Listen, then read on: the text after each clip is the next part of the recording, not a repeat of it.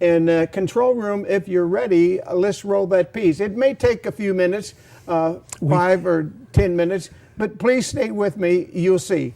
Roll tape, please. He's not ready yet. Oh, this always happens. All right. We can say there are a couple things. As soon as we're ready, just let us know, and we'll do that. We'll roll that tape. There are a couple things that come to mind. That is, we've talked about the show we did recently with a member of the DHS, Department of Human Sales. Services, thank you. Services.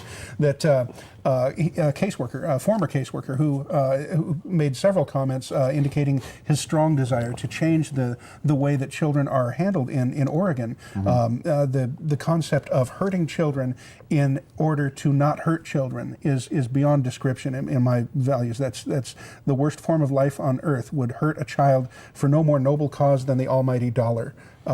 The caseworkers that routinely incarcerate children as a first resort. We could talk about them all day long, but they are the people that motivate me to make sure that fathers get to spend as much time as they can with their children. And let me point out, Robert, that on that program, that particular worker who has seen the program here before, in fact, knew me, but we never met, he learned something out of this program. And what he learned, he admitted, he did not know that women in the state of Oregon, in fact, all states, are more abusive than the fathers are. By nearly a 2-to-1 ratio. Yep, we've been watching that statistic. It's a 3-to-2 ratio. 3 to 2, yep. Women are, for every 3 kids that mothers abuse children, fathers abuse 2 kids. So by the state's own statistics, which I've kept for more than 20 years, and I brought that up. Here. Yeah, it's on the computer now too. Mothers are far more abusive to children than our fathers. That's a matter of fact. That's not just Victor and Dad's just putting up false information. It's made up by the state of Oregon, and if one could look at the child abuse statistics in any state, you'll probably find that is true. This is the let me quote this. This is the 2007 numbers, but we've been watching the statistics for several years, for about 10 or so that I've known you. We've been doing this. The DHS Oregon Child Protection System's annual statement on abuse. But let's get to the issue of the Super Bowl Sunday, which was a myth we've debunked several times. You've spent a lot of time talking about this, where the feminists said that on Super Bowl Sunday the dads get liquored up and they beat their wives. That's the premise, not anyway. True. Right, not true. We've got a video to show to prove that. Are we ready for that? Well, it doesn't prove that. It's something else, but go ahead. Are we ready for the tape? Let's go ahead and roll that if we can. Okay. Get the audio in here. Tell them audio, please. You remember it. Yeah. I tell you what, I don't even remember the name of that website, and I only saw it 30 seconds ago. All I remember is what you remember, the underwear people. I don't remember the name of the website. I know. There are a lot of commercials on television, not just on the Super Bowl, that are like that, though. You know, you watch it, you say, what are they trying to sell me? I don't get it. Sometimes I really feel out of it, to be perfectly honest with you. I don't get a lot of commercials these days. Well, and I'm very hip, Bill, as you know. I know. They don't come hipper than you, Bernie. I mean, seriously. You live in the south part of Miami. You walk down South Beach, and people are going. Very cool. Yeah, they're saying things that I don't understand in Spanish to you. It's just you are beyond hip. But overall, now you watch the exposition, and I think there were enough commercials in that whole 6-hour spread. I think there were enough. Were you amused, entertained, depressed? What was the word for Bernie Goldberg through the whole thing? Well, I think while there were some funny ones, like the Betty White thing that a lot of people liked, and some of the Doritos ones I thought were funny, but overall, there was nothing that reached the level of like the Mean Joe Green ad of years ago, when Joe gave the kid the jersey and after the kid gave him a Coke. Certainly nothing like the original Apple ad. I mean, but that's a classic all by itself. So I thought it was okay, but I did think the game was better than most of the commercials for a change. Right. Now, I'm going to bring Bernie back in a moment because we want to run you the Tim Tebow ad in case you didn't see it. Even if you did, you might want to see it again. Very controversial. And then I'll have some thoughts on the New Orleans. Back in the book segment tonight, during the Super Bowl, the world finally got to see the controversial ad starring Tim Tebow and his mom. I call him my miracle baby. He almost didn't make it into this world. I can remember so many times when I almost lost him. It was so hard. Well, he's all grown up now, and I still worry about his health. You know, with all our family's been through, we have to be tough.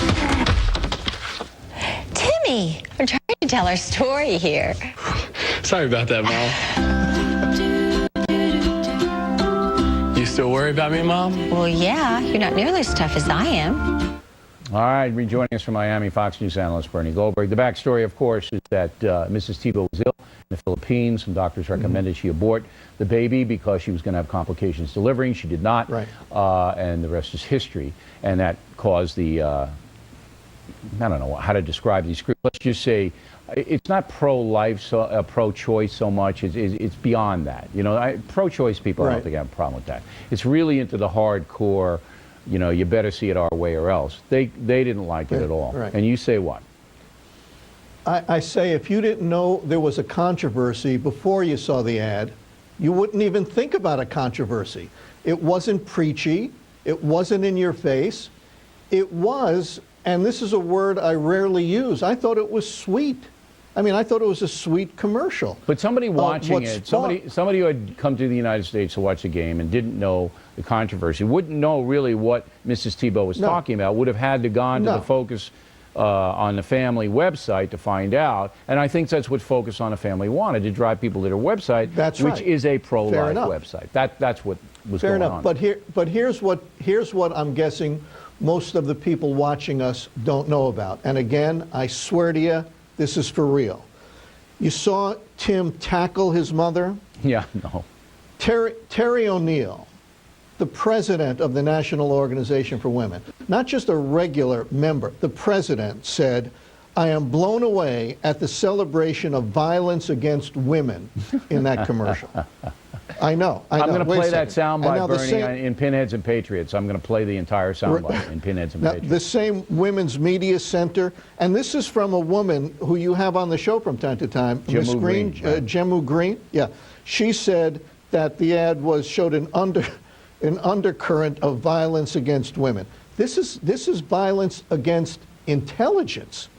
You know, remember when Fonzie was out water skiing and he jumped the shark, and that became an expression of, that's it, you've gone too far?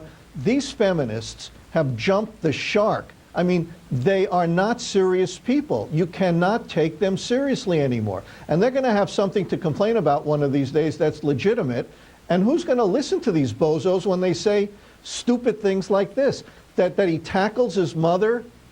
He didn't really tackle her, by the way. And this is an example of violence against women?